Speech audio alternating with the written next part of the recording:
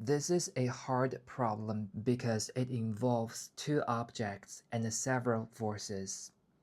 Most students feel overwhelmed and fail to match the forces to the right object. But as long as you stay organized, you will be fine.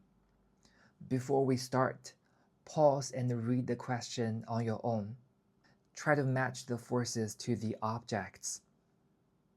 The question is asking for two things.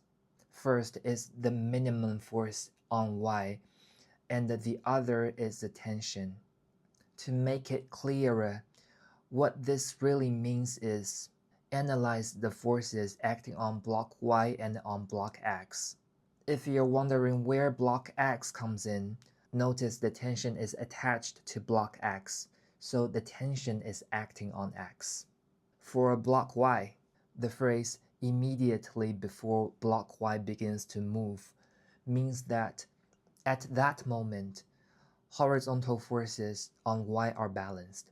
Its resultant force is zero. The wording is not straightforward because you're expected to be able to interpret this. Now list the forces. To the left, we have the applied force F. To the right, we have two frictional forces. F1 is the static force from the contact with block X above. F2 is the static friction from the floor beneath. Both frictional forces on Y are acting to the right because block Y tends to move left. That's all the forces on block Y in the horizontal direction. The phrase immediately before block Y begins to move also tells us another thing. It implies the static friction is at its maximum value. So F equals to mu, the coefficient, times Fn, the normal force. For block X, the keyword fixed to a wall means X is stationary. Its forces must be balanced. Now list the forces. Tension is to the right. The static friction from Y on X is to the left. Let's call this F3. And here is the key observation. F1 and F3 are an action-reaction pair. By Newton's third law, they have the same magnitude. So now we have matched all the forces to the right objects. Let's step back and make an overall plan. First, look for phrases indicating balanced force, so you can set opposite forces equal in magnitude. Next, if the problem involves multiple objects, carefully separate which forces act on which object. Once forces are identified, write equations from those balances and solve them step by step.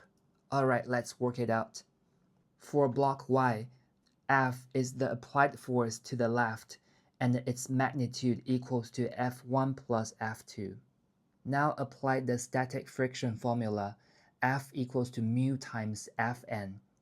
F is the friction, mu is the coefficient, Fn is the normal force on the surface of contact. For F1, it's going to be 0.2 times the normal force from block Y pushing up on X, which has the same magnitude as the weight of X. So F1 is 2 Newton.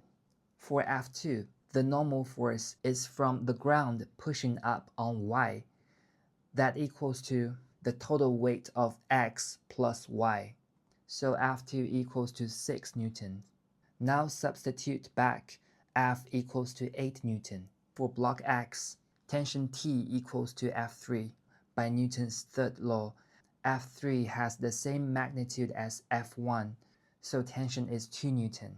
The final answer is A. Let's have a quick recap.